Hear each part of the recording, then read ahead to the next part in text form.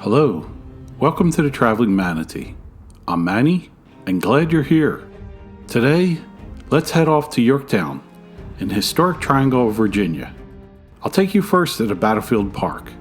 If you don't know, here's where the American Revolution ended in battle. The Welcome Center is light and recovering, but you can still see the cannon that stood between an incoming projectile and the Marquis de Lafayette.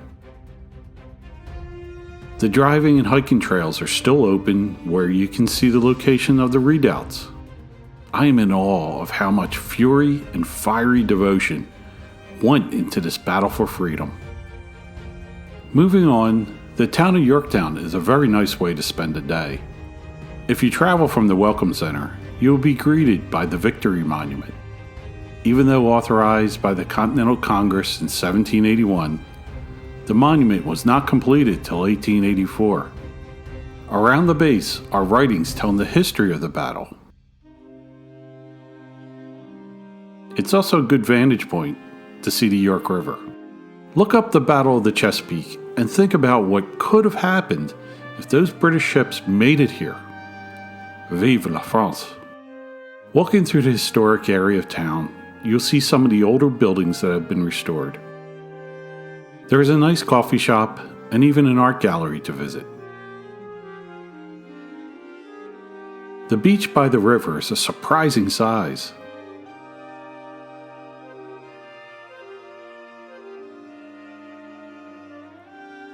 There are some restaurants and a few fellas like these for a quick picture. Let's get on to that big museum that is nearby. First though, I need to stop by my room. I'm staying with the Marriott at Ford's Colony. This is really a great place. It has everything someone could want for a good stay.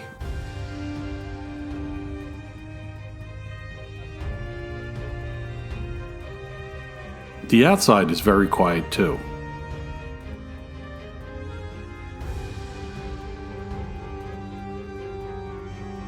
Oh, I'll also mention a couple places I ate at. One was interesting. The other was common, but I enjoyed good meals at both. Come on now, let's go to the American Revolution Museum. When you walk in, you may be surprised to see the replica of the Winged Victory statue. Don't be concerned. This statue stands as a messenger to the military victory at Yorktown. Taking a curious walk through the museum, it's amazing how the arguments of those years are being thought of today. And that's where I begin to wonder if the same sacrifice made then would be done today.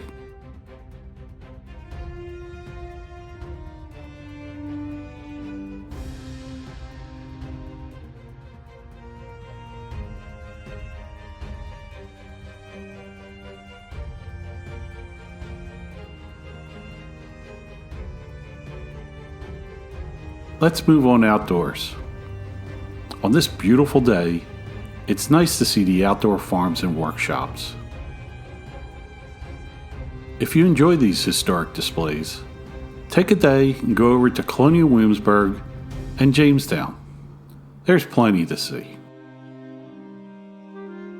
Now, I'm only showing some of the highlights here at the museum.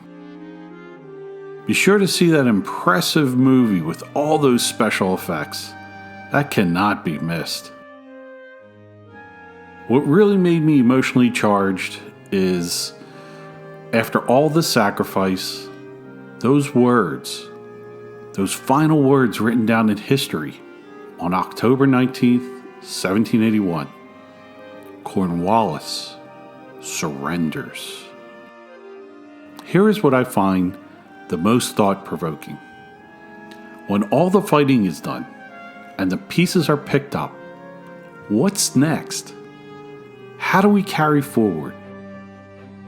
Seems to me that it's best we not just do whatever we please, then hide behind the word freedom. Seems to me that it's best we follow that law in our heart, do what is right, and then we will truly be free. Thank you for watching. And thank you to all those who give, even to the last measure. This is the Traveling Manatee.